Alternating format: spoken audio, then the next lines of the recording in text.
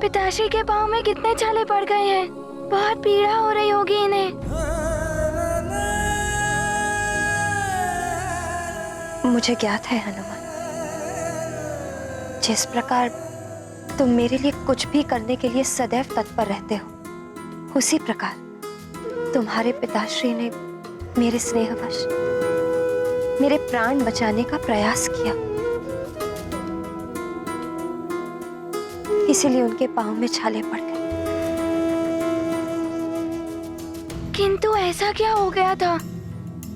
ये मतिंग ऋषि के कहने पर चंद्रजल लाने के लिए चंद्रगिरी पर्वत पर बिना पादुकाओं के गए।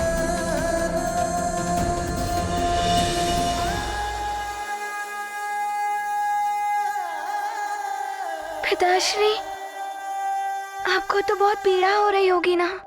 नहीं पुत्र, मनुष्य जिससे प्रेम करता है उसके कष्ट दूर करने में यदि कोई पीड़ा होती है तो वो भी सुखदायी होती है। तुम चिंता मत करो पुत्र, तुम्हारी माँ ने औषधि लेप लगा दिया है। किंतु पिताश्री, आपको तो पीड़ा हो ही रही होगी ना? माँ, आप शीघ्र ही लेप दीजिए। मैं पिताश्री को अपने हाथों से लेप लगाऊंगा।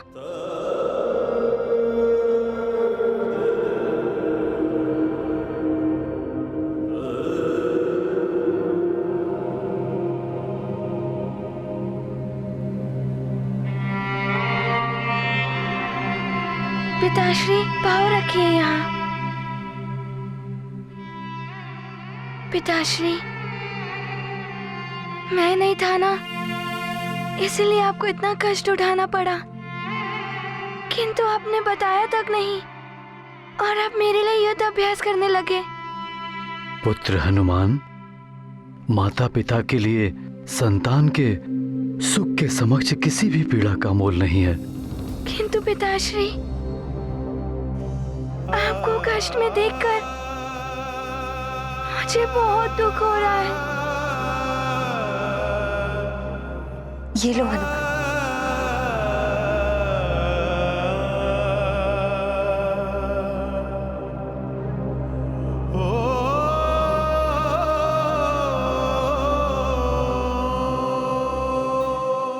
पिताश्री, मैं लेप लगाऊंगा तो आपकी सारी पीड़ाएं दूर हो जाएंगी।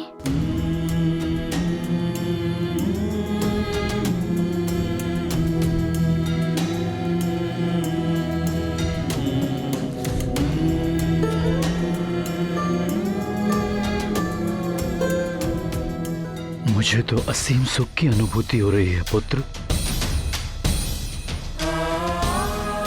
माता पिता को सबसे बड़ा सुख तभी प्राप्त होता है जब उसकी संतान उसकी सेवा करती है।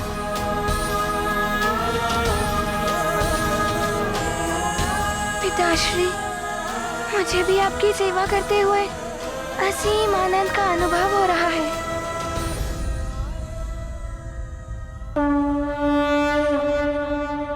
ये गाथा महाबली हनुमत की, रुचिकर लीला राम भगत की। जय जय जय रघुनंदन राम, जय जय जय महाबली हनुमान। सच्चे सुत हैं मारुति धीर, मातु पिता सेवा व्रत वीर। जनक जननी सेवा अनमोल, जग में कौन लगाए मोल। आज्ञा पालन हनुमत धर्मा, सेवा कर्म सुपावन कर्मा। मारुति पुत्र बिरल जग माही, तुम समान सुत को नहीं चाहिए। गाथा महाबली हनुमत की, रुचिकर लीला राम भगत की। जय जय जय रघुनंदन राम, जय जय जय महाबली हनुमान। उस अबोध बालक को तो ज्ञात भी नहीं है कि जिन देवताओं और सृष्टि के लिए उसने बार बार कष्ट सहे, अपने प्राण संकट में डाले, वही देवता उसके विरुद्ध देव सभा का आयोजन कर रहे हैं।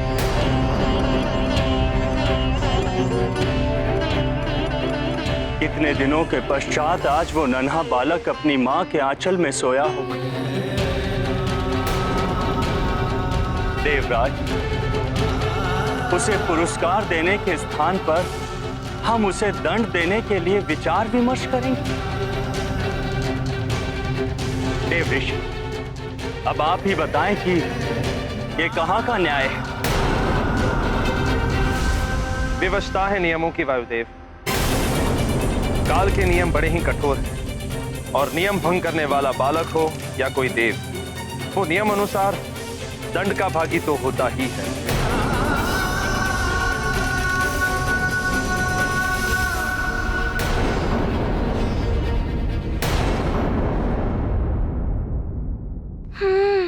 वो स्वप्न, किंतु पिताश्री तो वैसे भी कष्ट में है। उन्हें स्वप्न के विषय में बताऊंगा तो वो और विचलित हो जाएंगे। मैं स्वयं ही स्वप्न के विषय में समझने का प्रयास करता हूँ। यही है वो स्थान जहाँ से वो आसुरी छाया आगे बढ़ी थी।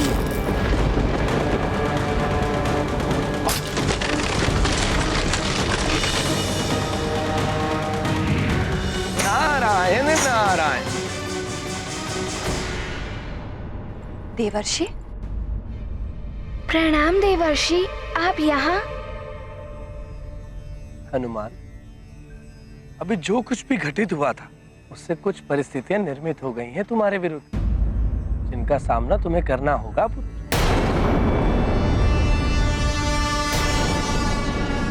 प्रणाम देवर्षि। आप किन परिस्थितियों के विषय में बात कर रहे हैं? हनुमान से कोई भूल हुई है क्या? देवी अंजना, अंधकार को दूर करने के लिए ज्योति स्वयं को जलाती है। इसे ज्योति की भूल कहेंगे क्या? ऐसी ही कुछ भूल हुई है हनुमान से, किंतु इसे भूल समझने वाले देवताओं ने हनुमान को दंड देने के लिए देव सभा बुलाई है।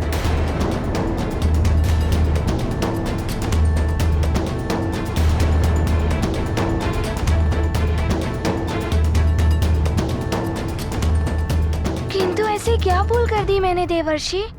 हनुमान पुत्र, तुमने सृष्टि की रक्षा करने के लिए काल चक्र को विपरीत दिशा में घुमाया था।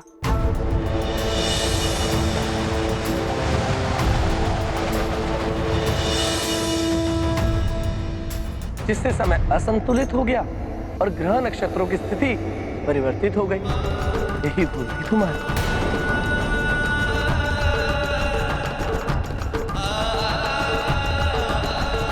हाँ देवर्षि, कालदेव भी मुझसे इसी बारे में कुछ इंगित कर रहे थे, किंतु कोई बात नहीं, मैं अपनी भूल को सुधारने का प्रयास करूंगा। इस विषय पर विचार विमर्श करने के लिए कालदेव ने देव सभा बुलाई है। उनका मानना ये है कि तुमने उनके कार्यों में हस्तक्षेप किया है। पुत्र हनुमान, भूल चाहे अज्ञानवश ही हुई हो, किंतु उसे सुधारने का प्रयास तो करना ही चाहिए। और साथ ही क्षमा प्रार्थना करने से दोष का मार्जन भी हो जाता है। इसीलिए तुम्हें कालदेव से क्षमा अवश्य मांगनी चाहिए। ठीक है माँ, मैं ऐसा ही करूंगा और प्रयास करूंगा कि ग्रहों की स्थिति भी ठीक कर पाऊं। हनुमान, ये जान लो पुत्र कि देवता जब रुष्ट हो जाते हैं तो अनिष्ट की संभावनाएं बढ़ जाती हैं। इसलिए उचित होगा कि तुम अविलंब जाकर स्वयं ही देव सभा में उपस्थित हो जाओ। आरोपी के स्वयं उपस्थित हो जाने से भी दंड प्रक्रिया में उदारता से निर्णय लिया जाता है। किंतु वहाँ कोई... माँ, आप चिंता मत कीजिए, मैं शीघ्र ही लौट आऊंगा। आप केवल मुझे आज्ञा और आशीर्वाद दीजिए। मेरा आशीर्वाद तो सदैव तुम्हारे साथ है पुत्र। अपना ध्यान रखना पुत्र।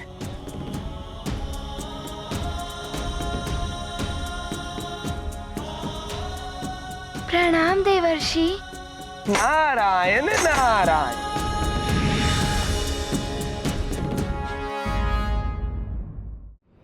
आज्ञा दे माँ।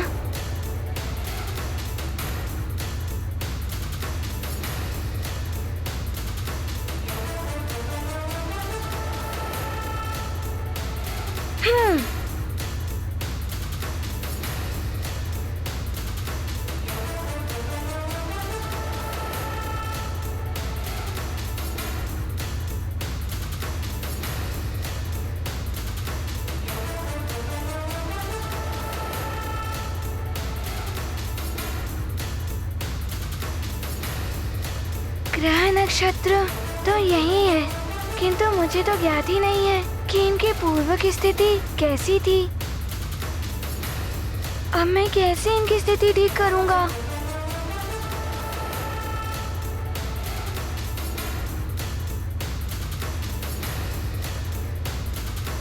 ये लो जल से भरा पात्र। इस जल से भरे पात्र को लेकर तुम्हें संपूर्ण सृष्टि की परिक्रमा करनी है और ये स्मरण रहे कि परिक्रमा लगाते हुए तुम्हें मार्ग में जितने भी उल्का पिंड मिले तुम्हें उनकी गणना करनी है।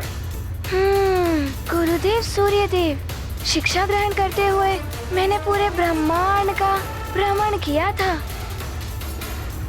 उस समय को स्मरण करना होगा, तो ही मैं इन सारे ग्रह नक्षत्रों की स्थिति ठीक कर पाऊंगा।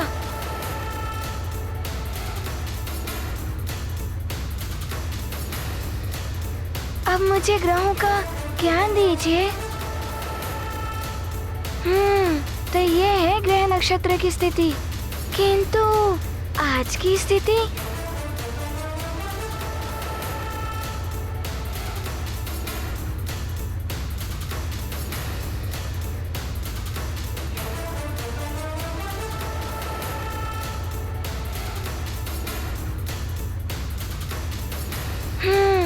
अब पूर्व की स्थिति और आज की स्थिति की तुलना करता हूँ।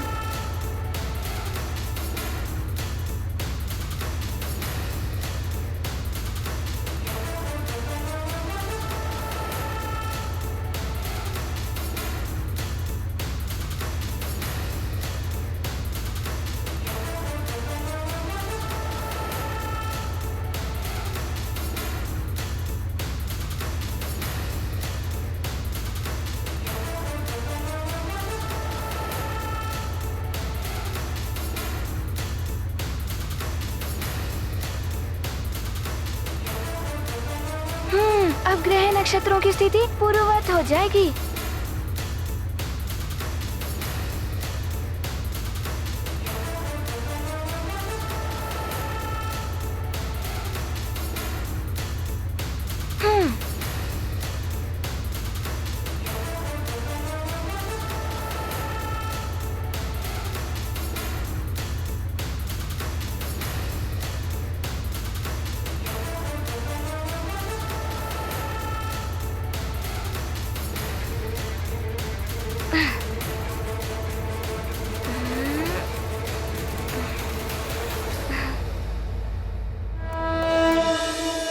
हनुमान, तुमने मेरे बुध ग्रह को पुनः अपनी कक्षा में स्थापित कर दिया है। तुम्हें धन्यवाद। क्षमा करें बुद्धदेव। तुमने मेरे ग्रह की स्थिति को ठीक किया है हनुमान। तुम तो आशीर्वाद के पात्र हो, क्षमा क्यों मांग रहे हो? बुद्धदेव, मेरे कारण आपके ग्रह नक्षत्र की स्थिति परिवर्तित हो गई थी, इसीलिए क्षमा प्रार्थना कर रहा हूँ। ये गाथा महाबली हनुमत की, रुचिकर लीला राम भगत की। जय जय जय रघुनंदन राम, जय जय जय महाबली हनुमान। जय बजरंग ज्ञान के सागर, तब विवेक से सृष्टि उजागर। अर्चित ज्ञान सकल अपनाते, सृष्टि को मंगलमय बनाते। अपनी भूल सुधार करे जो, सच्चा पीर कहे जग उसको। महाविनम्र महाबलशाली, मारुति महिमा जग से निराली। गाथा महाबली हनुमत की, रुचिकर लीला राम भगत की। जय जय जय रघुनंदन राम, जय जय जय महाबली हनुमान। जय जय जय रघुनंदन राम, जय जय जय महाबली हनुमान। भूल तो सबसे होती है, किंतु महान वो होता है जो अपनी भूल को स्वीकार करता है। जो अपनी भूल से उपजी हुई विसंगतियों का शमन करने का प्रयास करता है।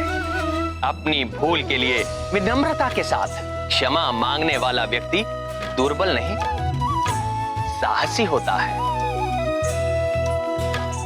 क्योंकि क्षमा मांगने का साहस सब नहीं कर पाते। भूल करने से उत्पन्न हुई विसंगतियां कभी-कभी बड़े अनर्थ का कारण बन जाती हैं। अतः यदि कोई भी भूल हो तो शीघ्र ही उसे स्वीकार करके उसका निवारण करना चाहिए।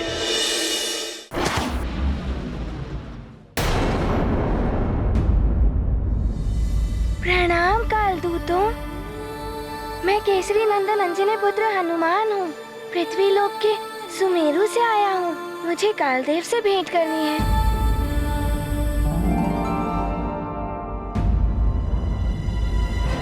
हनुमान, अब तुम यहाँ क्या करने आए हो? पहले तो तुम्हारे पास कालदेव के लिए समय ही नहीं था। मुझे क्षमा करें चित्रगुप्त जी। उस समय मुझे मेरी माँ का वचन एवं व्रत भी पूर्ण करना था, और मैंने कालदेव से ये भी कहा था कि मैं वापस आऊंगा और उनसे क्षमा मांगूंगा। किंतु वो यहाँ नहीं है। तुम्हें देव सभा में मिलेंगे, जो उन्हीं ने आयोजित की है। तुम्हारे विरुद्ध विचार विमर्श करने के लिए सभी देवता वहाँ पहुँच गए होंगे। ये आप क्या कह रहे हैं कालदेव? देवोचित कार्य किया है हनुमान ने, उसके प्रति इतनी कठोरता उचित नहीं है। नियमों का पालन कठोरता से ही करना चाहिए देवराजेंद्र। आपने भी एक समय हनुमान को कठोर नियम से बांध कर रखा था, जब उसकी मां स्वर्ग में आ गई थी। अपराध के निर्णय में भावुकता का कोई स्थान नहीं होता। अब तो उसका निर्णय न्याय सभा में ही किया जाएगा। उसने अपराध किया है तो दंड तो उसे भुगतना ही होगा। हनुमान ने नियम तोड़ा है, उसे दंड तो मिलेगा ही।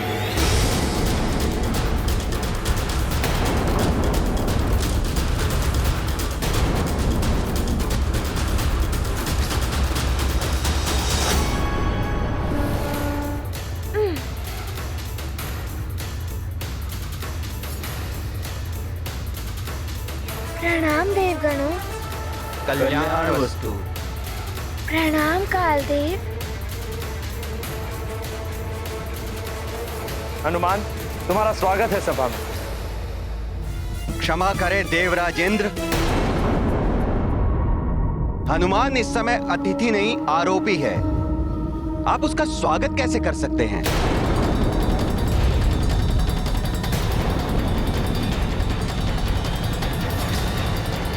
कालदेव,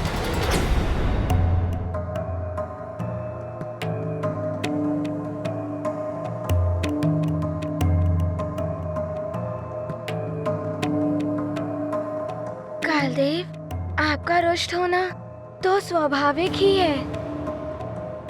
मैं आपसे क्षमा मांगने ही आया था। मुझे क्षमा कर दीजिए।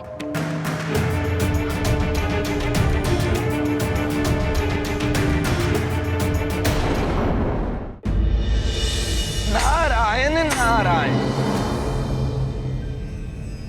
प्रणाम देवर्षि।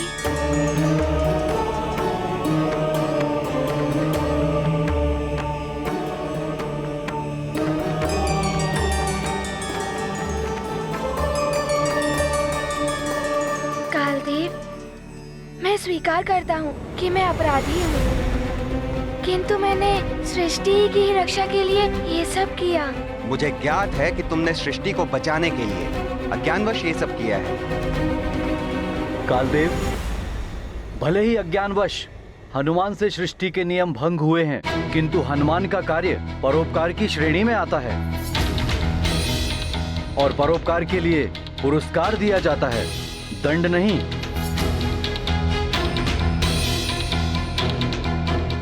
हनुमान ने क्षमा प्रार्थना कर ली है कालदेव। आपको हनुमान को भी क्षमा कर देना चाहिए।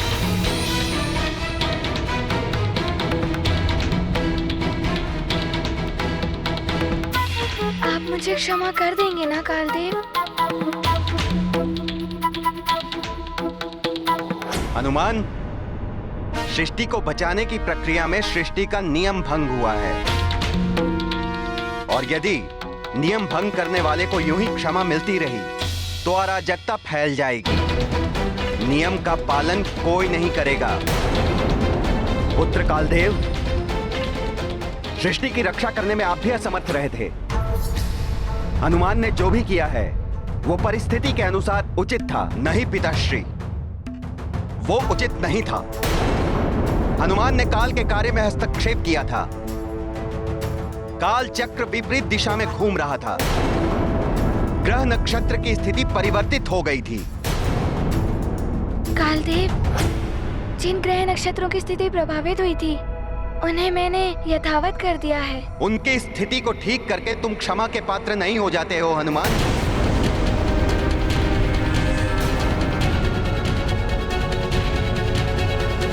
हनुमान ने काल के कार्य में हस्तक्षेप किया था।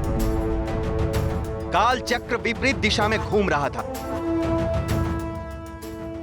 ग्रह नक्षत्र की स्थिति परिवर्तित हो गई थी।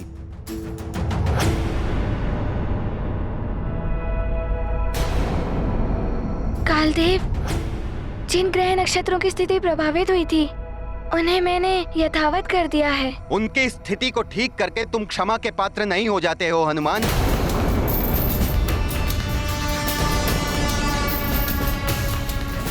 किंतु कालदेव, हनुमान ने अमृत की रक्षा करके हम सभी देवताओं पर बहुत बड़ा उपकार किया है। देवराज, मैं कालदेव की बात का समर्थन करता हूं। जो नियम तोड़ेगा वो दंड का पात्र तो होगा ही, और यदि नियम का पालन नहीं करना है तो नियम बनाने की आवश्यकता क्या है?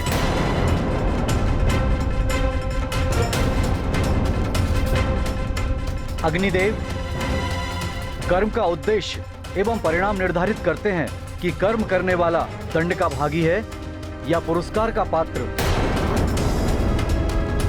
और हनुमान के कर्म का उद्देश्य एवं परिणाम दोनों ही सृष्टि के हित के लिए थे।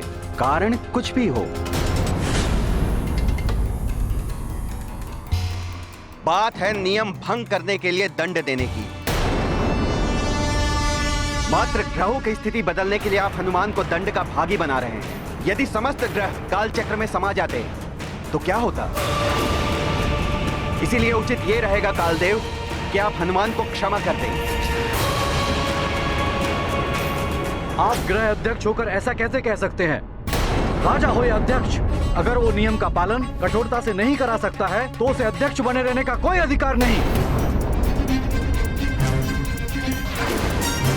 अग्निदेव, कर्तव्यों और अधिकारों के बारे में आप मुझे ना ही समझाएं तो उचित होगा। ये क्या हो रहा है? इनमें तो आपस में ही विवाद बढ़ने लगा।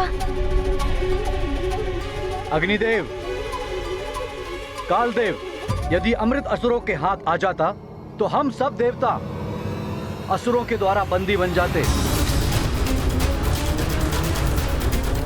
हनुमान ने तो अमृत की रक्षा की है और आप उसको पुरस्कार देने के स्थान पर उसे दंडित करने की बात कर रहे हैं।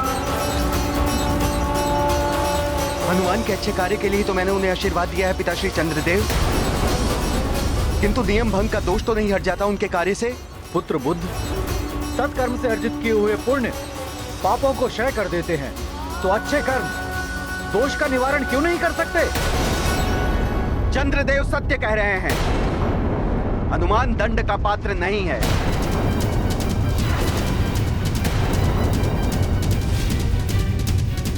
नियम तोड़ने का दंड हनुमान को मिलना ही चाहिए। मैं हनुमान को दंड देकर ही रहूंगा। नियम है तो यम है।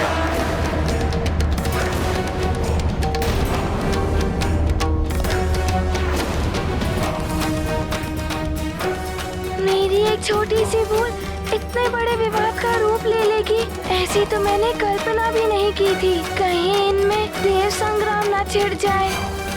हनुमान को कोई दंड नहीं देगा। यदि उसे दंड देने की कोई चेष्टा भी करेगा तो उसे मेरे साथ युद्ध करना होगा। पिताश्री, हनुमान को नियम तोड़ने का दंड मैं अवश्य दूंगा। सृष्टि का नियम ही है ये। जैसी करनी वैसी भरनी।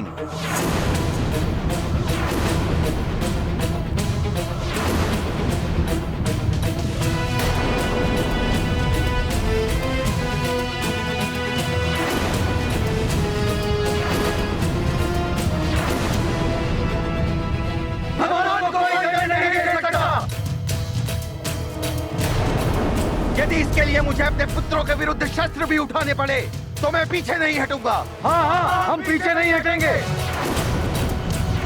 मेरे कारण देवताओं में युद्ध छिड़ जाए ये उचित नहीं है। मैं ऐसा नहीं होने दूंगा। हनुमान को नियम तोड़ने का दंड अवश्य मिलेगा। यदि उसे दंडित होने से बचाने के लिए मुझे आपके विरुद्ध भी शस्त्र उठाने पड़े तो मैं शस्त्र उठाऊंगा पिताश्री। हम शस्त्र उठाएंगे। हाँ, पीछे नहीं हटेंगे।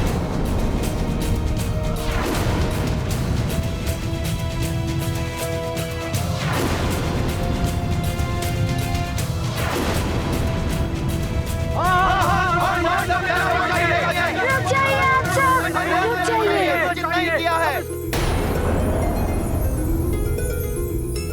देवताओं, मैं तो पृथ्वी लोक का एक वासी हूँ, छोटा सा बालक हूँ। मेरे कारण आप सब आपस में युद्ध मत कीजिए।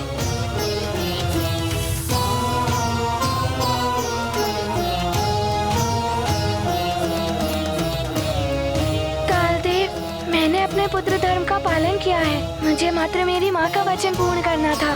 तो तुम अपनी माँ का वचन निभाने के लिए हम देवताओं के भी नियम तोड़ दोगे? क्या तुम्हारी माँ हम देवताओं से भी बड़ी हो गई है क्या? हाँ कालदेव, एक पुत्र के लिए उसकी माँ का आंचल उसका संसार होता है। उससे बड़ा कोई नहीं होता कालदेव।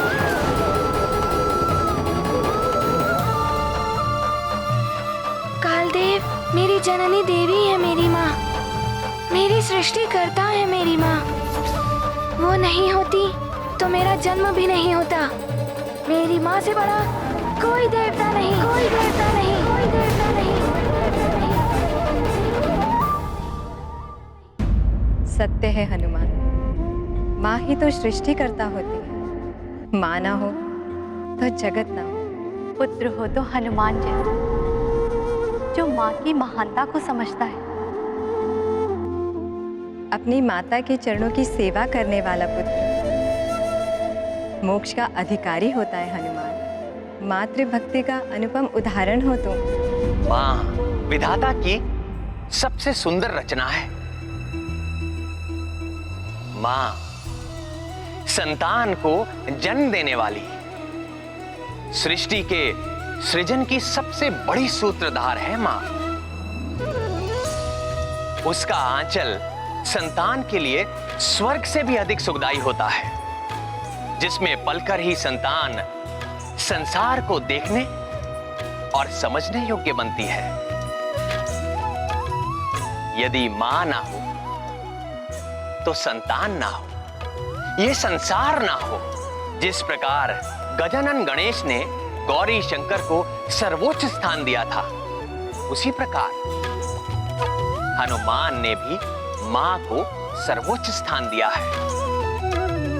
माता पिता की सेवा ईश्वर की सेवा है। जो ऐसा करता है उसे किसी भी तीर्थ या दान पुण्य की आवश्यकता नहीं होती, वो मोक्ष का अधिकारी हो जाता है। कालदेव, मेरी माँ ने मुझे सीख दी थी कि माता पिता से बड़ा संसार होता है। इसीलिए मैं संसार की रक्षा करने हेतु जो कुछ भी कर पाया वो मैंने किया। और उसी मध्य मुझसे कोई भूल हुई हो तो मुझे दंड स्वीकार है।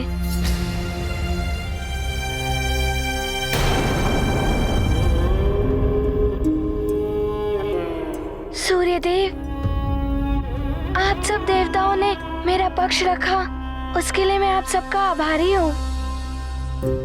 किंतु मैं जानता हूँ यदि मेरी माँ को ज्ञात हो गया कि उनके पुत्र के कारण समस्त देवताओं में युद्ध छिड़ गया है तो उन्हें बहुत दुख होगा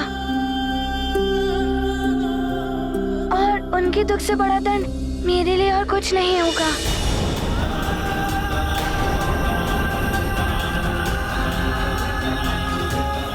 कालदेव, यही उचित होगा कि आप मुझे दंड दे दें और इस विवाद को यहीं समाप्त कर दें। मैं दंड के लिए प्रस्तुत हूँ।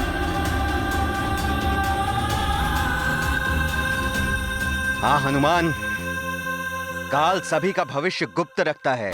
समय से पहले किसी को भी ज्ञात नहीं होता कि काल कब, कहां, कैसे, क्या कर सकता है। तुम्हारा दंड भी तुम्हें तभी ज्ञात होगा जब तुम्हारा दंड पूर्ण होगा। अब जाओ और अपने दंड पूर्ण होने की प्रतीक्षा करो। जैसी आपकी इच्छा कालदेव, मुझे आज्ञा दें। मेरी माँ व्याकुलता से मेरी प्रतीक्षा कर रही होंगी। प्रणाम कालदेव। प्रणाम देवगणों।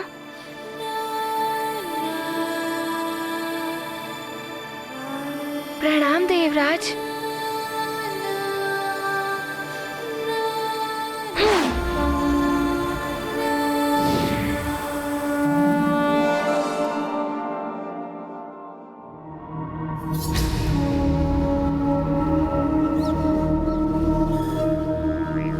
मुझे भी आज्ञा दीजिए। प्रणाम।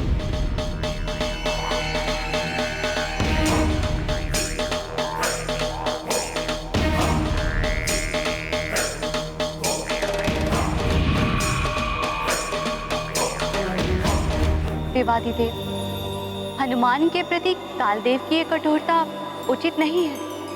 देवेश्वरी, धूप जहां पातिक के लिए असहाय होती है, वहीं संसार के लिए जीवन दायिनी शक्ति होती है। वृक्ष की छाया पथिक को सुखद प्रतीत होती है, वही छाया वृक्ष के नीचे उगने वाले पौधों के विकास के लिए बाधक होती है। अतः उचित अनुचित का दृष्टिकोण सबका भिन्न भिन्न होता है।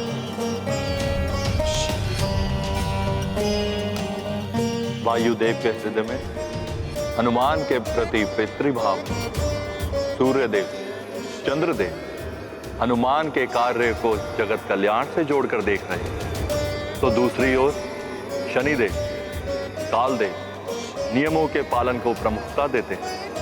तो कुछ ऐसे भी हैं जो उचित अनुचित का निर्णय अपने अहंकार से करते हैं और अपने निर्णय को ही सर्वोपरि समझते हैं।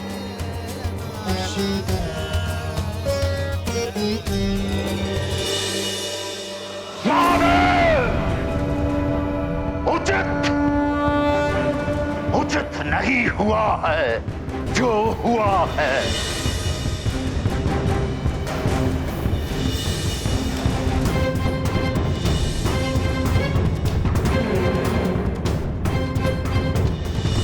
तुमने जो पिया है वो अमृत नहीं, चंद्रलोक का जल है, साधारण चंद्र जल।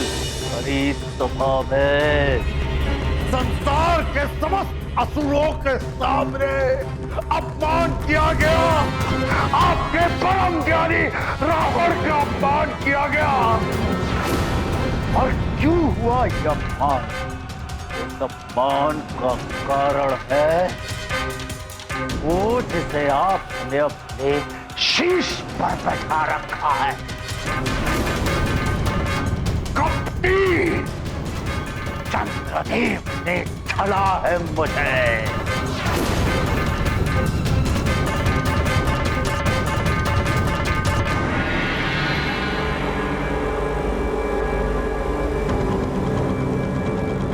उतार कर फेंक दीजिए उस कपटी चंद्र को अपने शीश से, चंद्रशेखर महादेव, अन्यथा मैं उतार कर फेंक दूंगा अपने शीश को और डाल दूंगा आपके चरणों में।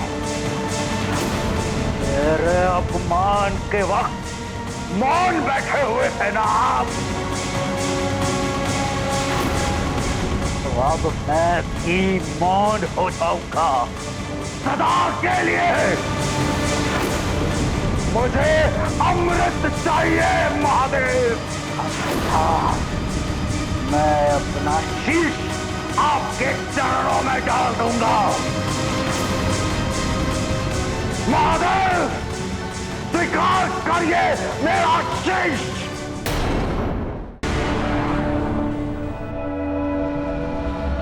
समय से पहले किसी को भी ज्ञात नहीं होता कि काल कब कहां कैसे क्या कर सकता है। तुम्हारा दंड भी तुम्हें तभी ज्ञात होगा जब तुम्हारा दंड पूर्ण होगा। अब जाओ और अपने दंड पूर्ण होने की प्रतीक्षा करो। अच्छा होता कालदेव दंड के विषय में बता देते, ना जाने क्या दंड देंगे, वो किस रूप में देंगे। भवन के द्वार पर कोई है, कुछ देखा सा प्रतीत हो रहा है ये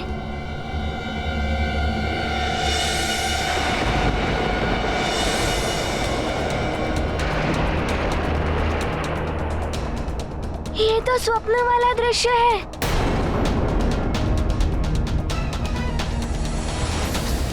सैनिक, ये कार्य अति आवश्यक है, शीघ्र हो जाना चाहिए। कहीं ये पिताश्री तो नहीं?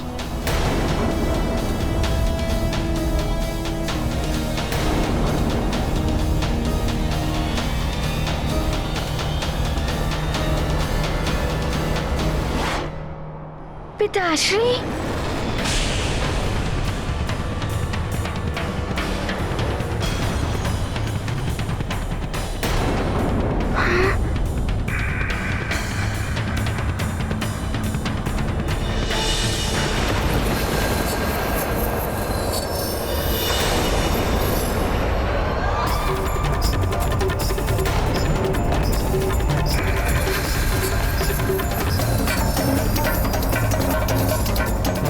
छाया, स्वप्न में जो देखा था वो तो सत्य हो रहा है।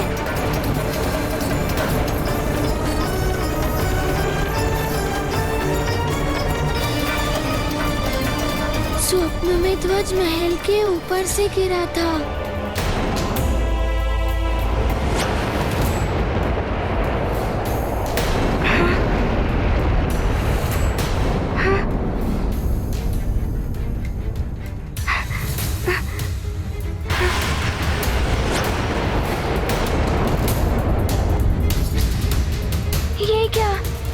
ध्वज कहीं मेरे पिताश्री के ऊपर गिर गया तो?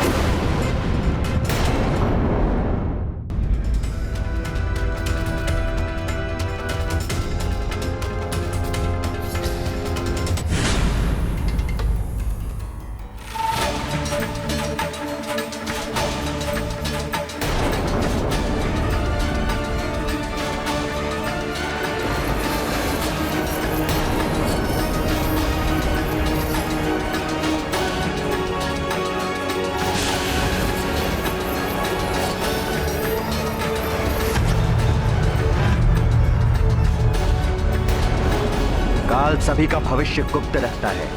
समय से पहले किसी को भी ज्ञात नहीं होता कि काल कब कहां कैसे क्या कर सकता है।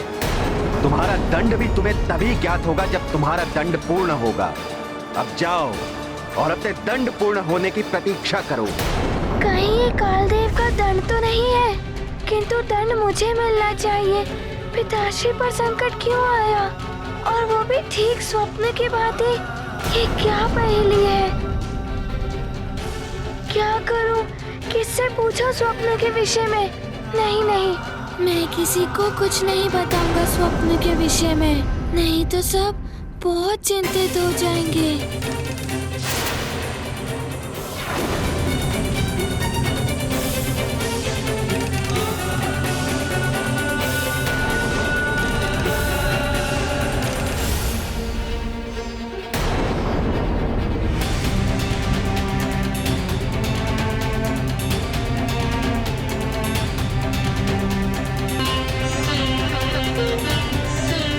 क्या हुआ पुत्र?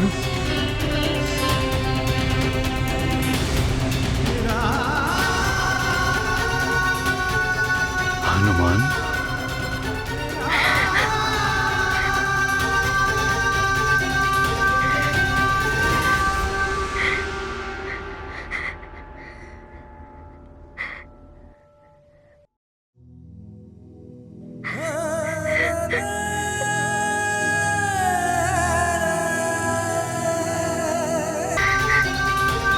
ये क्या?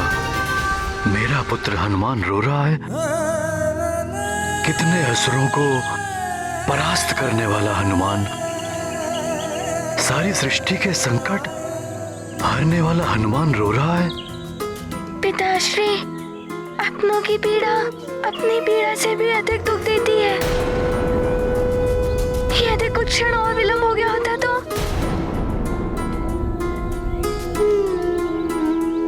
पुत्र,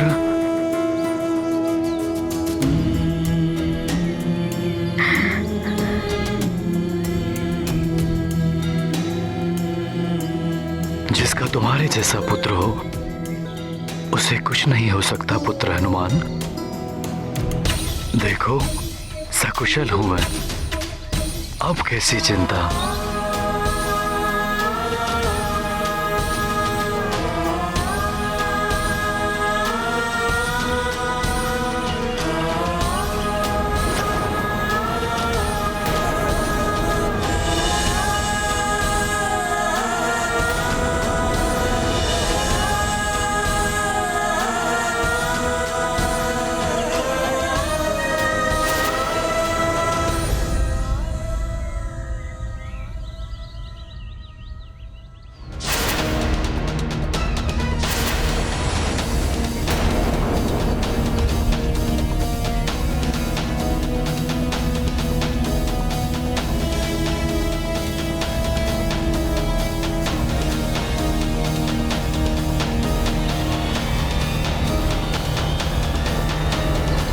क्या हुआ स्वामी?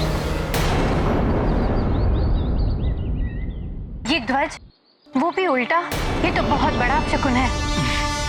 मात्र गिरा ही तो है, इसमें अपशकुन कैसा? इस प्रकार की घटनाएं संकेत होती है भविष्य में होने वाले अच्छे बुरे समय का। इस राजकीय ध्वज का इस प्रकार उल्टा गिरना, वो भी राजा के ऊपर, ये तो अशुभ संकेत है भविष्य में होने वाली अनहोनी का। अंजना, तुम छोटी छोटी बातों पे भयभीत हो जाती हो। ये तो मात्र एक संयोग था। मैं घायल हो जाता यदि हनुमान समय रहते नहीं आता तो।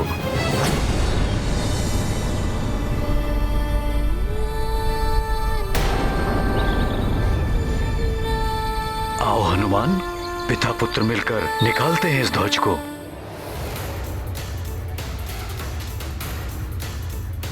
माँ, आप चिंता मत कीजिए, आपका संकट मोचन हनुमान इस अपशगुन को अब शगुन में बदल देगा। आप अपने अश्रु पोंछिए।